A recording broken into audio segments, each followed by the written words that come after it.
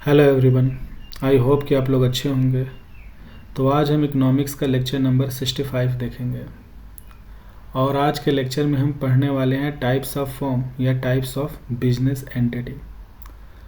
तो जब भी हम फॉर्म्स, कंपनी या बिजनेस एंटिटी की बात करते हैं तो वो ये 6 टाइप के हो सकते हैं। ठीक है, तो ये जो 6 टाइप के फॉर्म्स हैं इनको हम काफ़ी डिटेल में स्टडी करेंगे। उससे पहले हम ये समझते हैं कि ये लेक्चर इम्पॉर्टेंट क्यों है। देखिए, लेक्चर नंबर 64 में मैंने आपको फाइनेंशियल इंस्टीट्यूशंस बताया था। मैंने उस लेक्चर में आपको बताया कि इंडिया में फाइनेंशियल इंस्टीट्यूशंस का क्या स्ट्रक्चर है, जहां मैंने banks, types of bank, non banking financial institutions जहां मैंने डीएफआई और नॉन बैंकिंग फाइनेंशियल कंपनीज के बारे में आपको बताया। साथ ही साथ उस लेक्चर में हमने ये भी समझा था कि जो फाइनेंशियल मार्केट होती है यानी वित्तीय बाज़ार, वो 3 समूह से बनता है या उसमें 3 स्टेक होल्डर होते हैं। पहला हाउस होल्ड, दूसरा फाइनेंशियल इंस्टीट्यूशन, तीसरा फॉर्म्स। और हमने ये भी देखा था कि इन तीनों स्टेक होल्डर के अपने कुछ इंटरेस्ट होते हैं। जैसे हाउस होल्ड अपनी सेविंग्स पे इंटरेस्ट पाते हैं, ठीक है, तो हाउस होल्ड अपनी सेविंग्स फाइनेंशियल इंस्टीट्यूशंस को देते हैं, बदले में उन्हें इंटरेस्ट मिलता है। फाइनेंशियल इंस्टीट्यूशंस उस सेविंग को फॉर्म्स को देते हैं इन फॉर्म ऑफ लोन। उस लोन पे जो भी रिटर्न आता है वो फाइनेंशियल इंस्टीट्यूशंस का रिटर्न है और फॉर्म्स उस पैसे से प्रोडक्शन करती हैं। ठीक है, या आप ये कह सकते हैं फॉर्म को वो पैसा इन्वेस्टमेंट के लिए चाहिए या कैपिटल फॉर्मेशन के लिए, जिससे प्रोडक्शन होता है। तो ये एक ब्रीफ आइडिया था। तो हाउस होल्ड हमसे और आपसे बनता है, तो हाउस होल्ड समझना हमारे लिए आसान है। ठीक है, फाइनेंशियल इंस्टीट्यूशंस का हमने ढांचा देख लिया। बचता है तीसरा स्टेक होल्डर, वो है फॉर्म्स। तो हमारा इस लेक्चर का कोर एजेंडा ये है कि हमारे देश में या दुनिया में जो भी फॉर्म्स होते हैं वो जो भी होते हैं वो इसी टाइप के होते हैं और इनको हम 1 बाय 1 काफ़ी डिटेल में पढ़ेंगे।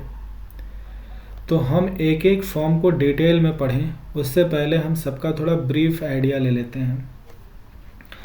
देखिए, पहला फॉर्म का टाइप हो सकता है सोल प्रोप्राइटरशिप। ये दुनिया में सबसे प्रिवलेंट बिजनेस या बिजनेस एंटिटी या फॉर्म आपको देखने को मिलेगी। सोल प्रोप्राइटरशिप को आप ऐसे भी आसान भाषा में कह सकते हैं कोई भी दुकान या कोई भी बिजनेस जिसको कोई एक व्यक्ति चला रहा हो।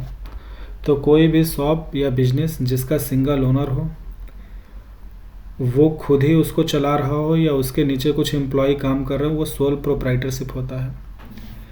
दूसरी तरह की फॉर्म होती है Hindu undivided family, HUF। HUF जो है ये बहुत ही यूनिक कॉन्सेप्ट है। यूनिक इन द सेंस कि HUF फॉर्म सिर्फ इंडिया में देखने को मिलती है, वो भी इंडिया में सिर्फ हिंदू रिलीजन के अंदर आने वाले फैमिलीज़ ही HUF बना सकती हैं। तो HUF इंडिया में कौन सी फैमिली खोल सकती हैं? हिंदू फैमिली, सिख रिलीजन में आने वाली फैमिली, जैन और बुद्धिस्ट। ठीक है, तो Hindu undivided family HUF India में सिर्फ देखने को मिलता है, वो भी हिंदू रिलीजन के अंदर की फैमिली से ओपन कर सकते हैं। और HUF अकाउंट या HUF फॉर्म बनाने का सबसे बड़ा एडवांटेज होता है वो होता है टैक्स सेविंग। ठीक है, यानी टैक्स बेनिफिट के लिए HUF लोग बनाते हैं। और HUF के बारे में हम A to Z सब कुछ पढ़ेंगे। और देखिए, तीसरी तरह की बिजनेस एंटिटी देखने को मिलती है वह है पार्टनरशिप, यानी 2 या 2 से ज़्यादा लोग अगर आपस में मिलकर कोई बिजनेस चला रहे हैं तो वो पार्टनरशिप कहलाती है। यहाँ मिनिमम मेंबर 2 हो सकते हैं, मैक्सिमम 20। और देखिए, ये सोल प्रोप्राइटरशिप, HUF और पार्टनरशिप ये ऐसे फॉर्म या बिजनेस एंटिटी होते हैं जहाँ पे ओनर और ये फॉर्म दोनों सेम लीगल एंटिटी होती हैं। यानी कि इन फॉर्म्स के नाम पे जो भी डेट होता है वो सारा डेट ऑब्लिगेशन ओनर की डेट ऑब्लिगेशन होती है। यानी अगर कल की डेट में कोई सोल प्रोप्राइटरशिप, एचयूएफ या पार्टनरशिप बिजनेस लॉस में जा रही है, अगर आप उस बिज़नेस को बंद करते हैं और आपके कंपनी के नाम से जो भी लोन है उसे तो बैंक करेगी क्या? अगर कल की डेट में अगर मान लीजिए आप बैंकरप्ट होते हैं तो आपके एसेट, जो बिज़नेस फर्म है इसके एसेट बेचे जाएंगे। अगर उससे पूरा लोन रिकवर नहीं होता है तो जो बैंक या क्रेडिटर है वो आपकी पर्सनल प्रॉपर्टी बेचकर अपना लोन रिकवर करेगा। और ऐसा वो क्यों कर सकता है कानूनी तौर पे? क्योंकि ओनर और फर्म सेम लीगल एंटिटी हैं, और ऐसे केस में जो ओनर्स होते हैं उनकी जो डेट लाइबिलिटीज़ होती है वो अनलिमिटेड होती है। वहीं पे जब भी हम लिमिटेड लाइबिलिटी पार्टनरशिप या प्राइवेट लिमिटेड कंपनी या पब्लिक लिमिटेड कंपनी की बात करते हैं तो ये कंपनीज मतलब ये इनको रेगुलेट करती है। मतलब ये जैसे देखिए, लिमिटेड लाइबिलिटी पार्टनरशिप एक्ट 2008 के तहत गवर्न होता है। प्राइवेट लिमिटेड कंपनी और पब्लिक लिमिटेड कंपनी ये कंपनीज एक्ट 2013 के तहत गवर्न होती हैं। और LLP, private limited company, public limited company, ये तीनों ही एमसीए यानी मिनिस्ट्री ऑफ कॉरपोरेट अफेयर्स के अंदर आती हैं। ठीक है, तो इनके जो नॉर्म्स होते हैं वो थोड़े स्ट्रिंजेंट होते हैं। ठीक है, और यहाँ पे जो भी ओनर्स होते हैं उनकी लाइबिलिटी उनके इन्वेस्टमेंट या शेयर कैपिटल तक लिमिटेड होती है, इसीलिए इनको लिमिटेड लाइबिलिटी बोलते हैं। ठीक है, यानी एलएलपी, प्राइवेट लिमिटेड कंपनी और पब्लिक लिमिटेड कंपनी, ये जो फर्म है इनके नाम पे जो भी लोन होता है, ठीक है, अगर ये इंसॉल्वेंट होती हैं तो इनके एसेट को बेचकर, यानी फर्म के एसेट को बेचकर जितना भी लोन बैंक का या क्रेडिटर्स का रिकवर होगा उतना रिकवर होगा उस, और बाकी जो लोन बचेगा वो बैंक ओनर्स की पर्सनल प्रॉपर्टी बेचकर रिकवर नहीं कर सकती। क्यों? क्योंकि ओनर्स की लाइबिलिटी सिर्फ उनके शेयर कैपिटल या इन्वेस्टमेंट तक सीमित है, इसीलिए तीनों लिमिटेड लाइबिलिटी कंपनी होती हैं। तो ये तो हो गई मोटी मोटी बातें। चलिए अब इनकी डिटेल्ड स्टडी करते हैं।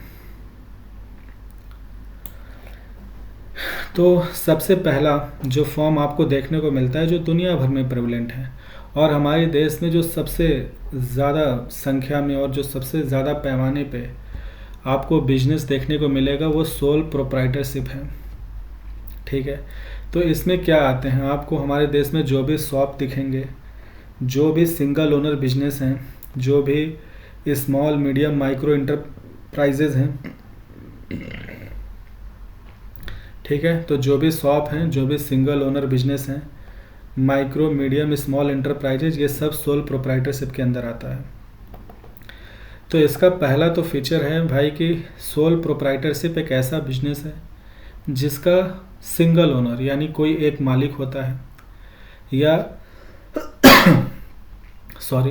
या सोल प्रोप्राइटरशिप को इंडिविजुअल एंटरप्रेन्योरशिप भी कहते हैं। ठीक है, अब देखिए एक डिबेट की बात है, आपने यूट्यूब पे या रिसेंटली ये सुना होगा कि जो लोग चाय का मतलब टी स्टॉल लगाते हैं या पानी पूड़ी का स्टॉल लगाते हैं या कोई शॉप खोलते हैं तो वो एंटरप्रेन्योरशिप की कैटेगरी में नहीं आता है, यानी वो एंटरप्रेन्योर्स नहीं कहलाएंगे। ऐसा नहीं है। टेक्निकली जो भी टी स्टॉल, पानी पूड़ी या किसी भी तरह का शॉप खोल रहा है, अगर वो थोड़े डिफरेंशिएशन के साथ आ रहा है तो वो एंटरप्रेन्योरशिप कहलाती है और वो व्यक्ति एंटरप्रेन्योर कहलाएगा। ठीक है, तो एंटरप्रेन्योरशिप का मतलब क्या है कि कोई व्यक्ति जो कोई बिजनेस स्टार्ट कर रहा है, ठीक है, उस बिजनेस को चलाने में जो भी उसके मैनेजरियल स्किल्स लग रहे हैं वही एंटरप्रेन्योरशिप कहलाती है। तो एंटरप्रेन्योरशिप, अगर आप कोई इनोवेटिव स्टार्टअप खोलते हैं तो वो एंटरप्रेन्योरशिप है, अगर आप कोई शॉप या कोई भी नॉर्मल बिजनेस करते हैं तो वो भी एंटरप्रेन्योरशिप है। ठीक है, तो sole proprietorship has single owner और it is a individual entrepreneurship. इसकी दूसरी फीचर क्या है कि any one can start this type of business without any registration. He can work alone और employ other people in the business. Sole proprietorship एक ऐसा business form है जिसे आप बिना किसी रजिस्ट्रेशन के चालू कर सकते हैं। यानी अगर आपको कोई शॉप खोलनी है, दुकान लगानी है, कोई बिजनेस शुरू करना है तो आप शुरू कर सकते हैं, उसके लिए कोई रजिस्ट्रेशन नहीं चाहिए। जीएसटी रजिस्ट्रेशन मैंडेटरी है जब आपका टर्नओवर 40 लाख पार करेगा in case of goods production और गुड्स के सप्लाई, और अगर आप सर्विसेज में डील कर रहे हैं यानी सर्विसेज का प्रोडक्शन या सप्लाई कर रहे हैं तो अगर आपका एनुअल रेवेन्यू या टर्नओवर 20 लाख या उससे ज़्यादा है then you need GST registration. ठीक है, अदरवाइज आप इसे चला सकते हैं बिना किसी रजिस्ट्रेशन के।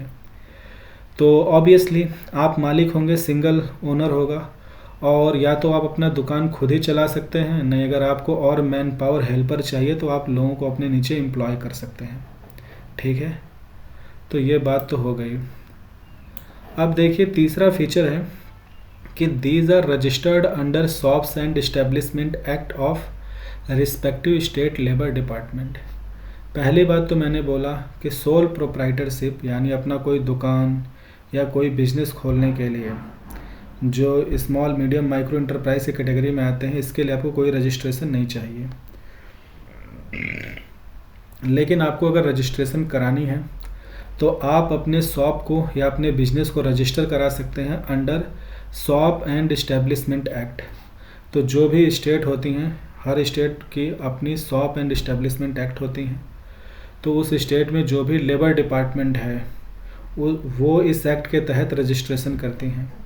तो आप अपने यहाँ जो भी आपके लोकल अथॉरिटी हैं या जो आपके यहाँ लेबर डिपार्टमेंट है उनके यहाँ जाकर विजिट करके या ऑफलाइन तरीके से अभी आप रजिस्ट्रेशन कर सकते हैं। और अब ये रजिस्ट्रेशन हर स्टेट में ऑनलाइन भी होता है। वन टाइम रजिस्ट्रेशन होती है, बड़ा नॉमिनल फीस होता है। ठीक है, और कोई रिन्यूअल फीस नहीं होती है। ठीक है, वन टाइम रजिस्ट्रेशन। और देखिए बिजनेस अपना शॉप या बिज़नेस रजिस्टर कराना ज़रूरी इसलिए है क्योंकि जब आप रजिस्टर हो जाते हैं तो आपका अपना एक करेंट अकाउंट होता है। ठीक है, आप बैंक पे अपना करेंट अकाउंट खोल सकते हैं और आपका बिज़नेस रजिस्टर्ड है तो जो ट्रांजैक्शन आपके करेंट अकाउंट से होते हैं वो आपके बिजनेस से रिलेटेड ट्रांजैक्शंस हैं। ठीक है, तो जब आप टैक्स भरेंगे, क्योंकि आपका जो बिजनेस है सोल प्रोप्राइटरशिप और आप दोनों सेम लीगल एंटिटी हैं, तो जो भी आपका बिजनेस से इनकम हो रहा है उस पर आप पर्सनल इनकम टैक्स भरोगे। तो जब भी हम पर्सनल इनकम टैक्स देते हैं तो हमें कुछ टैक्स एग्जम्पशंस मिलते हैं। वैसे ही जब आप बिजनेस से रेवेन्यू क्रिएट करते हैं तो बिजनेस को फैसिलिटेट करने में कुछ एक्सपेंडिचर होते हैं जिनको आप टैक्स एग्जम्पशंस में दिखा सकते हैं। यानी अगर आप इसे रजिस्टर करा के चलाते हैं और करेंट अकाउंट में इसके ट्रांजैक्शंस डील करते हैं तो आपको टैक्स में ज़्यादा मुनाफा मिलेगा, इसीलिए रजिस्ट्रेशन इम्पॉर्टेंट है। अदरवाइज जीएसटी रजिस्ट्रेशन मैंडेटरी होगा। ठीक है, अगर आपका टर्नओवर 40 लाख से ज़्यादा है या 20 लाख से ज़्यादा तो उसके क्या क्राइटेरिया हैं वो हम यहाँ देखेंगे। तो अगर आप सोल प्रोप्राइटरशिप चला रहे हैं तो आपको जीएसटी रजिस्ट्रेशन मैंडेटरी होगा अगर आपका business for business dealing with goods, अगर आप गुड्स का प्रोडक्शन या गुड्स की सप्लाई कर रहे हैं।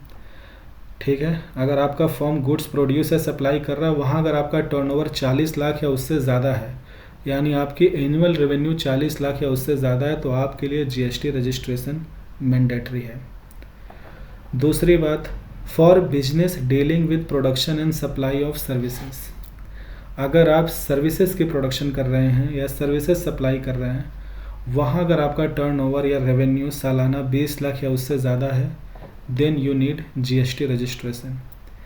ये जो थ्रेशोल्ड है ये इंडिया में नॉर्मल स्टेट्स के लिए हैं, पर जब भी हम नॉर्थ ईस्ट की बात करते हैं या जो हिली टेरेन हैं, मतलब हिली टेरेन वाले जो स्टेट्स हैं या नॉर्थ ईस्ट है, वहाँ ये थ्रेशोल्ड हाफ हो जाता है, यानी 20 लाख थ्रेशोल्ड है for goods, 10 lakh is for services for GST registration. चलिए आगे बढ़ते हैं। इसका आखिरी फीचर क्या है कि owner and the firm is the same legal entity, यानी सोल प्रोप्राइटरशिप एक ऐसा फर्म है जिसका मालिक और ये फर्म दोनों सेम लीगल एंटिटी हैं, कानून की नज़रों में एक ही एंटिटी हैं। इसलिए जो कुछ फॉर्म की लाइबिलिटी होंगी वो सारी लाइबिलिटी ओनर की होंगी। इसीलिए हम कहते हैं कि owner has unlimited liability in this type of form. इसीलिए अगर ये दोनों सेम लीगल एंटिटी हैं तो ओनर्स की लाइबिलिटी अनलिमिटेड हो जाती है, यानी फॉर्म के नाम पे जितना भी डेट है वो सारा डेट ऑब्लिगेशन ओनर की ऑब्लिगेशन हो जाती है। तो अगर फॉर्म के एसेट बेचकर अगर वो पूरा डेट पूरा नहीं होता है तो ओनर की पर्सनल प्रॉपर्टी बेच के डेट फुलफिल किया जाएगा। That is owner has unlimited liability. Okay, चलिए दूसरे तरह के जो हमें बिजनेस देखने को मिलती है, जो मैंने कहा बड़ा यूनिक कॉन्सेप्ट है क्योंकि सिर्फ इंडिया में देखने को मिलता है, वो भी हिंदू रिलीजन में आने वाली कम्युनिटी जिसे खोल सकती हैं, वो है HUF, हिंदू अनडिवाइडेड फैमिली। तो देखिए ये क्या कहता है, this type of business entity can be started by family members of Hindus, Sikh, Jain and Buddhist. यानी HUF form Hindu, Sikh, Jain, Buddhist families open कर सकती हैं। और देखिए HUF क्या होता है, HUF फॉर्म खोलने के लिए एक फैमिली का होना ज़रूरी है। यानी कि अगर कोई हस्बैंड है, मतलब कोई व्यक्ति है, अगर उनकी शादी हो गई है, यानी वो हस्बैंड, उनकी वाइफ, उनके बच्चे हैं, तो ये अपने आप में एक परिवार है। और अगर ये परिवार हिंदू रिलीजन में आता है तो ये परिवार बैंक में अपना HUF अकाउंट खोल सकता है, यानी HUF फॉर्म क्रिएट हो जाएगा। अब ये HUF अकाउंट खोलने के लिए या फॉर्म क्रिएट करने के लिए क्या चाहिए, तो उनको HUF के लिए एक पैन कार्ड चाहिए। ठीक है, तो HUF का पैन कार्ड बनता है, यही इसकी बड़ी यूनिक बात है। और यूनिक बात ये भी है कि HUF is treated as a person under section 231 of Indian income tax act of 1961। यानी जो भी हमारा इनकम टैक्स एक्ट 1961 है उसके सेक्शन 231 के तहत HUF एक पर्सन की तरह ट्रीट की जाती है। ठीक है, यानी इनकम टैक्स एक्ट कहता है कि HUF एक पर्सन होगा। तो अगर HUF एक पर्सन है तो इसका पैन कार्ड होना चाहिए, और अगर इसका पैन कार्ड है तो उस पैन कार्ड के थ्रू आप बैंक अकाउंट खोलते हैं तो HUF अकाउंट HUF फॉर्म होता है। अब ये पैन कार्ड बनेगा कैसे, तो जैसे मैंने बात किया ना कि एक परिवार होना चाहिए, यानी अगर आप शादीशुदा हैं तो आप, आपकी बेबी, आपके बच्चे, तो आप पैन कार्ड के लिए जब अप्लाई करेंगे तो वहाँ आप अपना नाम, अपनी वाइफ, अपने बच्चों का नाम डिक्लेयर करेंगे। फिर NSDL से आपका पैन कार्ड बन के आएगा और उस पैन कार्ड को आप बैंक में लेकर जाइए और अपना HUF अकाउंट खोल लीजिए, आपका HUF फॉर्म क्रिएट हो जाएगा। यानी HUF फॉर्म इंडिविजुअल नहीं खोल सकते, इसके लिए फैमिली का होना ज़रूरी है। अब एक बात और समझिए कि HUF लोग बनाते क्यों हैं, टैक्स बेनिफिट के लिए, और उससे टैक्स बेनिफिट कैसे होता है हम काफ़ी डिटेल में देखेंगे। लेकिन आप ये भी बात समझिए कि एक व्यक्ति 2 HUF का मेंबर हो सकता है। फॉर एग्ज़ाम्पल, मान लीजिए आप एक लड़का हैं, अभी आपकी शादी नहीं हुई, तो आपके जो पिताजी हैं, आपकी माताजी, आप और आपके भाई बहन, ये एक फैमिली हैं। और अगर आपके पिताजी ने इस फैमिली का HUF अकाउंट खोला, यानी HUF फॉर्म बना दिया, कल की डेट में आपकी शादी होती है तो आपकी बीबी, आपके बच्चे, तो आप अपना HUF फॉर्म बना सकते हैं। तो आप अपने HUF फॉर्म के भी को पार्टनर मेंबर हैं और अपने फादर वाले HUF में भी आप को पार्टनर या मेंबर हैं। ठीक है, अब को पार्टनर क्या होते हैं अभी मैं बाद में बताऊंगा। यानी आप एक टाइम पे 2 HUF के मेंबर हो सकते हैं। ठीक है, अपने फादर वाले में और आप जो अपना नया परिवार क्रिएट किया उसका HUF, ये बात याद रखिएगा। चलिए, अब यहाँ पे मैंने बोला है कि HUF को हम टैक्स बेनिफिट के लिए बनाते हैं। क्यों टैक्स बेनिफिट के लिए, क्योंकि देखिए HUF क्या है, इनकम टैक्स एक्ट के लिए ये एक पर्सन है। ठीक है, तो अगर ये एक पर्सन है तो इसके ऊपर जैसे कोई भी व्यक्ति इंडिया में पर्सनल इनकम टैक्स भरता है, वैसे ही HUF भी अपना पर्सनल इनकम टैक्स भरता है। अब मैं आपको एक एग्जांपल देता हूँ कि मान लीजिए, चलिए मैं वो एग्जांपल एंड में दूंगा कि कैसे टैक्स बेनिफिट होगा। पहले इसके सारे फीचर देखते हैं, फिर एंड में मैं एग्जांपल से समझाऊंगा। तो देखिए अगला फीचर है कि the eldest male member of family is known as karta और मैनेजर ऑफ HUF। यानी जो फैमिली है उसका जो एल्डेस्ट मेंबर है, यानी कि जो हस्बैंड होगा, ठीक है, वो HUF का कर्ता या मैनेजर कहलाएगा। ठीक है, तो जिस परिवार का HUF है उस परिवार का जो सबसे बड़ा मेल मेंबर है वही कर्ता या मैनेजर होता है, यानी HUF का जो आप कह लें डायरेक्टर, मैनेजर या जो भी कर्ता धर्ता है वो वही होता है। उसके बाद देखिए द फैमिली। ठीक है, द फैमिली और karta and HUF is the same legal entity when it comes to meet all debt obligation of HUF, but for taxation purpose HUF is a separate legal entity and taxed as a person. इसका क्या मतलब है कि जो HUF है और जिस family का वो HUF अकाउंट, मतलब HUF जो है यानी फॉर्म, और जिस फैमिली का वो फॉर्म HUF है, फैमिली और HUF दोनों सेम लीगल एंटिटी माने जाते हैं जब हम डेट ऑब्लिगेशन की बात करते हैं। यानी जो HUF फॉर्म है उसके नाम पे जितना भी कर्जा है उस कर्जा को चुकाने के लिए फैमिली की पूरी लाइबिलिटी बनती है। तो जब भी डेट ऑब्लिगेशंस की बात आएगी तो HUF और फैमिली एक ही एंटिटी होंगे, यानी कि HUF की जो भी डेट लाइबिलिटीज़ हैं उनको चुकाना फैमिली या कर्ता की जिम्मेदारी है। ठीक है, इस केस में अगर ये दोनों सेम लीगल एंटिटी हैं, इसका मतलब जो कर्ता या फैमिली है उसकी लाइबिलिटीज HUF के केस में अनलिमिटेड है। ये पहला बात हो गया जब भी हम डेट ऑब्लिगेशन की बात करेंगे। दूसरा एस्पेक्ट कहता है कि for taxation purpose HUF is a separate legal entity, लेकिन जब भी हम टैक्सेशन की बात करेंगे, यानी जब हम टैक्स लगाने की बात करेंगे, तो इनकम टैक्स जो एक्ट है, मतलब इनकम टैक्स एक्ट 1961 के तहत HUF for taxation purpose HUF is a separate entity और उस पर एक व्यक्ति की तरह टैक्स लगेगा। ठीक है, तो HUF और फैमिली सेम लीगल एंटिटी हैं जब डेट ऑब्लिगेशन की बात आएगी, लेकिन जब HUF के इनकम या वेल्थ पे टैक्स लगाने की बात आएगी तो वो एक पर्सन की तरह डील किया जाएगा। ठीक है, सो फॉर बैंक और for creditor family and HUF is same legal entity, but for income tax department HUF is a separate entity, it is a person. ठीक है, it's a separate person other than the family members. चलिए देखिए कि HUF account में कितने तरह से पैसे आ सकते हैं। तो जो भी आपका HUF अकाउंट है वो इस तरह से पैसे मतलब रिसीव कर सकता है। अगर आपका कोई फैमिली बिजनेस है तो उस फैमिली बिजनेस से जो प्रॉफिट आ रहा है आप उसको HUF अकाउंट में डालो। और अगर आपको कुछ एंसेस्ट्रल प्रॉपर्टी मिली है, यानी आपके कुछ पैतृक संपत्ति है, और उस संपत्ति से जो भी इनकम आ रहा है, जो भी वेल्थ आ रहा है, आप जो भी इनकम आ रहा है, ठीक है, वो सारा एसेट आप मतलब अपने एंसेस्ट्रल प्रॉपर्टी से जो इनकम एसेट आ रहा है आप उसको HUF अकाउंट में डालो। और तीसरा बात, अगर आपके फैमिली के बाहर से कोई आपको गिफ्ट करता है कोई अमाउंट तो उसे आप HUF में डाल सकते हैं। ठीक है, तो ये सब HUF का वेल्थ होगा और इन पे HUF ये जो वेल्थ होगा ये वेल्थ माना जाएगा, चूँकि HUF एक पर्सन है इनकम टैक्स के लिए, तो ये सारा वेल्थ HUF अकाउंट में माना जाएगा, HUF का वेल्थ है और उस पर पर्सनल इनकम टैक्स लगेगा। ठीक है, अब मैं आपको एग्जांपल देता हूँ। देखिए HUF का फ़ायदा क्या है। जैसे मान लीजिए कि कोई फैमिली है, ठीक है, ओके, मैं आपको इसे लिख के समझा देता हूँ, ऐसे शायद ये आपको उतना अच्छे से ना समझ में आए कहाँ पे इसे किया जाए।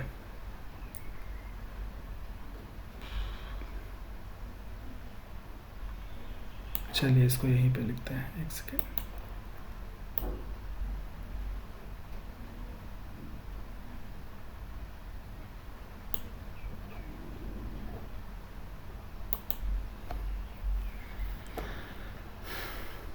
ठीक है, तो देखिए जैसे मान लीजिए कि एक फैमिली है, ठीक है, एक फैमिली है जिसमें हस्बैंड वाइफ और 2 बच्चे हैं। तो जो हस्बैंड है, लेट सपोज कि वो ए है, तो ए क्या है, कर्ता ऑफ द फैमिली। अब चूँकि ए जो है ये कर्ता है, ठीक है, एल्डेस्ट मेंबर हैं, और मान लीजिए ये कोई जॉब करते हैं, ठीक है, और इनकी जॉब से इनकम कितनी है, सालाना 8 लाख रुपए। ठीक है, ओके, ये इनकी इनकम है। अब ये जो ए व्यक्ति हैं इनको अपने पिताजी से कुछ प्रॉपर्टी मिली है मान लीजिए कुछ शॉप है, कुछ लैंड है या कुछ प्रॉपर्टी है और वो प्रॉपर्टी इन्होंने रेंट पे दे रखा है, ठीक है। तो हम कह सकते हैं एंसेस्ट्रल रेंट प्रॉपर्टी ऑफ ए, जो कि उनको अपने पिताजी से मिली एंसेस्ट्रल प्रॉपर्टी है, उससे जो रेंट आ रहा है ए को, वो कितना है 11 लाख रुपए, ठीक है। लेट सपोज यह है 11 लाख रुपए, ठीक है। तो अगर मान लीजिए कि ये व्यक्ति अपना HUF अकाउंट नहीं खोलते हैं, ठीक है, ये व्यक्ति जो अपनी नौकरी से 8 लाख कमा रहा है वो उसके अकाउंट में मान लीजिए आ रहा है, मतलब 8 लाख उसके अकाउंट में आ रहा है, ठीक है, और अभी उसका इनकम टैक्स कट नहीं रहा है, ठीक है, 8 लाख उसका फ्लैट आ रहा है और उसके एंसेस्ट्रल प्रॉपर्टी से 11 लाख रेंट आ रहा है, तो टोटल उसके अकाउंट में कितना पैसे आ रहे हैं, तो ये होगा 19 लाख रुपए, ठीक है। अब ये 19 लाख रुपए जो है ये किस टैक्स ब्रैकेट में आता है, तो ये आता है आपका 15 लाख के ऊपर वाला ब्रैकेट। तो 15 लाख से ऊपर वालों का जो इनकम टैक्स लगता है वो क्या लगता है, फ्लैट 30%, ठीक है। यानी कि और देखिए, चूँकि ये एक ही व्यक्ति के अकाउंट में आ रहा है तो जो भी इस पर टैक्स एग्जेम्पशंस मिलने हैं वो सारे टैक्स एग्जेम्पशंस के बाद जो कुछ बचेगा, अगर वो 15 लाख के ऊपर है तो उस पर 30% के हिसाब से टैक्स लगेगा। लेकिन मान लीजिए कि ये व्यक्ति ने, अब ये क्या था, विदाउट HUF अकाउंट, ठीक है, लेकिन मान लीजिए अगर इस व्यक्ति ने HUF अकाउंट खोल लिया, तो अगर HUF अकाउंट खोलेगा तो जो रेंट आ रहा था इसके फैमिली प्रॉपर्टी से वो ये HUF अकाउंट में डाल सकता है। जो ये आमदनी, ये जो व्यक्ति की इनकम है वो तो उसके पर्सनल अकाउंट में जाएगा, पर जो एंसेस्ट्रल प्रॉपर्टी है, मैंने बोला ना, फैमिली बिजनेस से आने वाला पैसा या एंसेस्ट्रल प्रॉपर्टी से आने वाला पैसा, ये सब आप HUF अकाउंट में डाल सकते हो। तो अब ये 11 लाख HUF अकाउंट में डालेगा तो देखिए होगा क्या कि अब वो व्यक्ति एक पर्सन है और HUF भी एक पर्सन है, तो इन दोनों पे पर्सनल इनकम टैक्स लगेगा।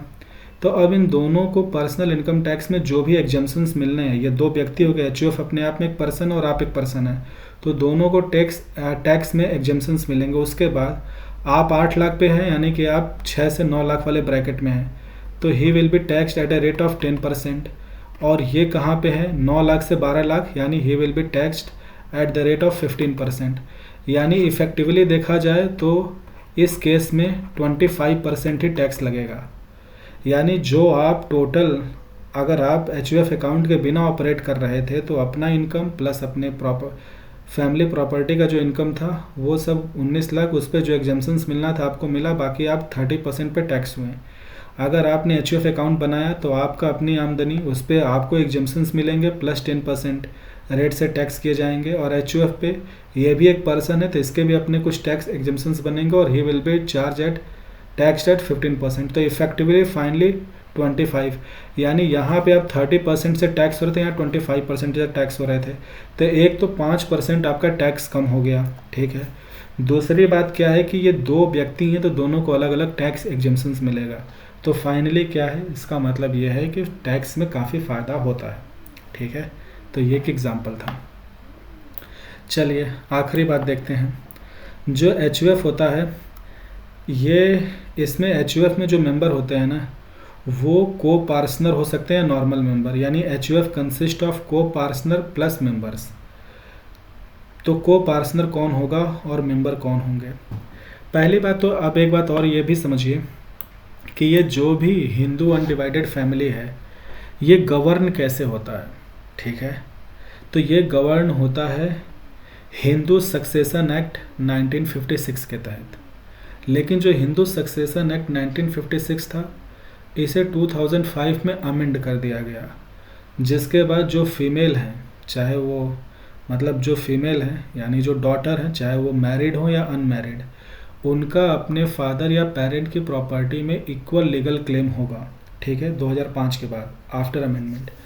तो आज के डेट में जो HUF है ये गवर्न होता है हिंदू सक्सेशन एक्ट 2005 के तहत, ये बात याद रखिएगा। दूसरी बात, HUF में दो तरह के लोग हो सकते हैं, पहला तो को पार्टनर और दूसरे के नॉर्मल मेंबर। तो जो फैमिली है यानी आपके पिताजी, आपके माताजी, आप और आपके भाई बहन, ये सब तो फैमिली हैं, और आप सब क्या कहलाएंगे, को पार्टनर, यानी आप आपकी जो मतलब आपकी माता जी जो हैं, जो आप हैं और आपकी बहन, आपके भाई, ये लोग अपने पिताजी से संपत्ति में जो एच का वेल्थ है ना, एच अकाउंट में जो वेल्थ है, एच के नाम जो वेल्थ है, उसका बंटवारे का लीगल क्लेम कर सकते हैं। यानी को पार्टनर कौन होते हैं? को पार्टनर और those who have legal right to ask for division of wealth under H. यानी एच के नाम जो संपत्ति है उनके बंटवारे का लीगल क्लेम को पार्टनर कर सकते हैं, ठीक है, लेकिन मेंबर नहीं कर सकता। तो मेंबर कौन होगा? कल की डेट में जब आपकी शादी होगी तो जो आपकी वाइफ आएंगे, चूँकि शादी हो गई, आपकी वाइफ घर में आती हैं, तो आपकी बीवी बाय डिफ़ॉल्ट आपके फादर वाले एच के मेंबर हो जाएंगे, लेकिन आपकी वाइफ मेंबर कहलाएंगे, को पार्टनर नहीं होंगे। यानी आपकी वाइफ संपत्ति में बंटवारे में तो लीगल क्लेम रखती हैं, पर संपत्ति के बंटवारे का क्लेम कर नहीं सकती हैं। तो संपत्ति आप बंटवा सकते हैं, आपका कोई भाई, आपकी बहन बंटवा सकती हैं, आपकी बीवी नहीं बंटवा सकते, पर जब संपत्ति बटेगी तो उसका भी उसमें अधिकार है। तो मेंबर वो हैं जिनके एच के वेल्थ में लीगल क्लेम होता है, लेकिन उसके डिवीजन की वो क्लेम नहीं कर सकते हैं। पर को पार्टनर वो मेंबर होते हैं जो उस परिवार के शुरुआती हिस्सा थे, the initial member, the real member of the family, who can claim division of wealth under H. तो ये बातें हो गई। अब चलिए तीसरे तरह के फॉर्म की बात करते हैं। तीसरी तरह के फॉर्म होती हैं पार्टनरशिप, ठीक है। तो पार्टनरशिप क्या है? This type of form consist of minimum 2 partner and it can have maximum 20 partners. यानी पार्टनरशिप एक ऐसा बिजनेस एंटिटी या फॉर्म है, ठीक है, जिसमें कम से कम 2 मेंबर या 2 पार्टनर होने चाहिए और मैक्सिमम 20 पार्टनर हो सकते हैं। ये बात याद रखिएगा। दूसरी बात क्या है? The firm and its owner partner the firm and its owner which is also known as partners are same legal entity. यानी जब आप पार्टनरशिप की बात करते हैं तो पार्टनरशिप क्या है? फॉर्म है, और उसमें जो पार्टनर हैं वो उसके ओनर हैं। तो जो फॉर्म और ओनर है ना, ये सेम लीगल एंटिटी है। इसका मतलब क्या है कि फॉर्म की जो भी डेट लाइबिलिटीज़ हैं वो सारे डेट लाइबिलिटी ओनर्स की डेट लाइबिलिटी मानी जाएंगी, ठीक है। तो अगर फॉर्म और ओनर सेम लीगल एंटिटी हैं तो ओनर्स की जो लाइबिलिटीज़ होती हैं वो अनलिमिटेड हो जाती हैं। अनलिमिटेड मतलब कि फॉर्म की सारी लाइबिलिटी ओनर की लाइबिलिटी है, ठीक है। तो कल की डेट में अगर फॉर्म को बेचकर लोन नहीं रिकवर होता है तो ओनर्स की प्रॉपर्टी बेचकर बैंक अपना लोन रिकवर करेगी। ये बात होती है अनलिमिटेड लाइबिलिटी का। उसके बाद देखिए, partnership form can start with oral और रिटन कॉन्ट्रैक्ट। यानी अगर आपको पार्टनरशिप फॉर्म या बिजनेस स्टार्ट करनी है ना, तो उसके लिए कोई रजिस्ट्रेशन एज सच नहीं चाहिए और उसके लिए कोई एग्रीमेंट भी नहीं चाहिए। आप 2 या 2 से ज़्यादा लोग आपस में बात करिए कि आप कोई बिजनेस साथ में मिलकर शुरू करना चाहते हैं, और जो कुछ भी आपको प्रॉफिट शेयरिंग पे बात करनी है आप बात कर लो, या बिना किसी प्रॉफिट शेयरिंग को तय किए भी आप बिजनेस शुरू कर सकते हैं। लेकिन बेहतर होगा कि अगर आप पार्टनरशिप करने जा रहे हैं तो पहले से डिसाइड कर लो कि किस मात्रा में पैसे लगाएं। मतलब अगर 2 या 2 से ज़्यादा पार्टनर हैं तो किस रेशियो में पैसे कैपिटल कंट्रीब्यूट होगा बिजनेस में, जो भी प्रॉफिट होगा उसको किस रेशियो या किस परसेंटेज में वो शेयर करेंगे, ठीक है। तो और ये भी होगा कि आप लोग पहले से ये तय कर लें कि किसके कितने राइट्स और क्या किसकी रिस्पॉन्सिबिलिटी होगी। तो अगर आप पार्टनरशिप फॉर्म को एक रिटन कॉन्ट्रैक्ट के साथ शुरू करते हैं तो उसे पार्टनरशिप एग्रीमेंट कहते हैं। वही मैंने लिखा है, the written contract is known as partnership agreement. अब इसका फ़ायदा क्या होता है? In the partnership agreement the rights and responsibility of each partner is clearly mentioned. यानी पार्टनरशिप बिजनेस स्टार्ट करने के लिए रिटन कॉन्ट्रैक्ट का होना ज़रूरी नहीं है, पर बेहतर होगा कि आप लोग पहले एक पार्टनरशिप एग्रीमेंट कर लें जिसमें प्रॉफिट शेयरिंग और जो भी रोल्स रिस्पॉन्सिबिलिटीज़ हैं वो क्लियरली डिफाइंड होनी चाहिए, ठीक है। और आप ये सब भी तय कर सकते हैं कि कल की डेट में अगर कोई पार्टनर बिजनेस से बाहर निकलता है तो उसको किस तरह से पैसा दिया जाएगा, या क्या कुछ उसके जाने के बाद जो कुछ भी आप लोग उस बिज़नेस में बदलाव या उससे जो कुछ करना चाहते हैं वो सब पहले से अपना डील करके उसका रिटन कॉन्ट्रैक्ट बना लो। तो पार्टनरशिप एग्रीमेंट अगर है तो वो बहुत अच्छा है फॉर ऑल फ्यूचर आस्पेक्ट। फिर तीसरी बात है कि अगर पार्टनरशिप फॉर्म आपको रजिस्टर करानी है तो वो रजिस्टर होती है पार्टनरशिप एक्ट 1932 के तहत। So this type of partnership form is registered under partnership act 1932। ठीक है। और बाकी चाहे आप HUF में हों, चाहे आप सोल प्रोप्राइटरशिप, पार्टनरशिप, कुछ भी आप कर रहे हो, कोई भी फॉर्म कंपनी चला रहे हो, अगर आप GST का जो थ्रेशोल्ड था 40 लाख या 20 लाख उस टर्नओवर के ऊपर है तो GST रजिस्ट्रेशन तो चाहिए। ठीक है। तो ये था सिंपल पार्टनरशिप।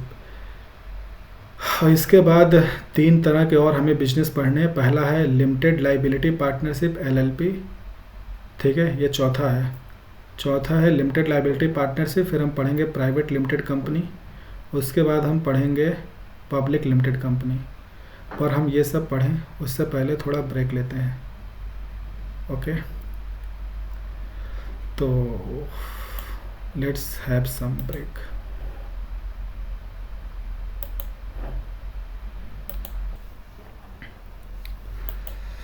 ओके, तो ऐसा करते हैं, मैंने ये डिसाइड किया है कि अभी तक हमने सोल प्रोप्राइटरशिप, ठीक है, Hindu undivided family that is HUF, और हमने पार्टनरशिप, ये 3 तरह के हमने फॉर्म काफ़ी डिटेल में पढ़ा।